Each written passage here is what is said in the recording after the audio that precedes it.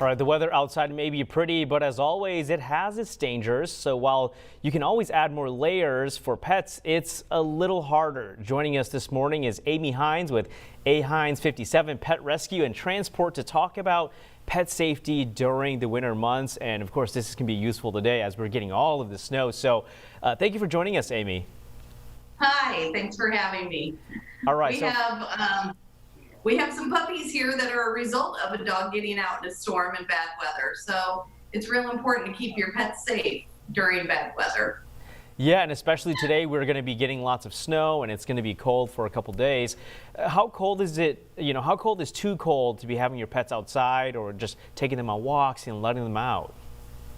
An easy way to remember when it's too cold, if it's too cold for you to stay outside, it's too cold for your pet to stay outside. It's just simple as that. And, if you're going to take your dog out on a walk, make sure that it's not, their feet aren't going to freeze on the sidewalk. It's not too icy for them because they can fall and get hurt too. And if you have outdoor pets, bring them into your barn, into your garage, just bring them inside because they can get lost in a snowstorm and bad things happen. And I know we've seen people put like boots or jackets and stuff like that on their dogs, especially when they're outside. Does that help at all, or is it the best idea to just keep them inside?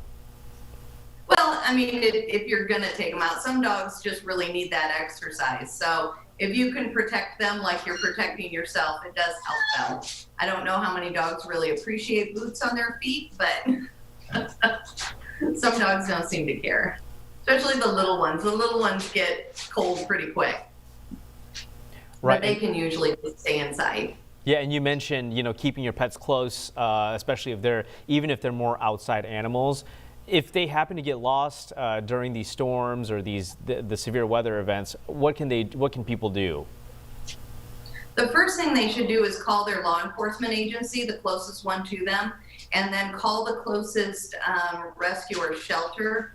We try collectively as shelters and rescues in the Des Moines area to keep dogs and cats in the area where they're found. So, if a dog is found over in Des Moines, it really should stay in Des Moines and go to the ARL. If it's in West Des Moines, it should go to Furry Friends. And while we really appreciate the fact that people in Des Moines love us and they want to bring us found pets, the best thing to do is to keep them close to home, because if you're missing your dog, the first place you're going to look is the place closest to you.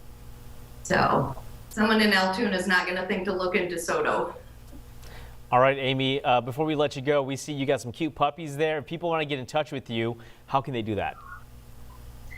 They can apply for puppies or dogs or cats at AHeinz57.com or check out our Facebook page. It's AHeinz57 Pets. And you can look for lost animals on our Missing Mutts page. All right, Amy, always a pleasure to have you on. Thanks for joining us. Thanks.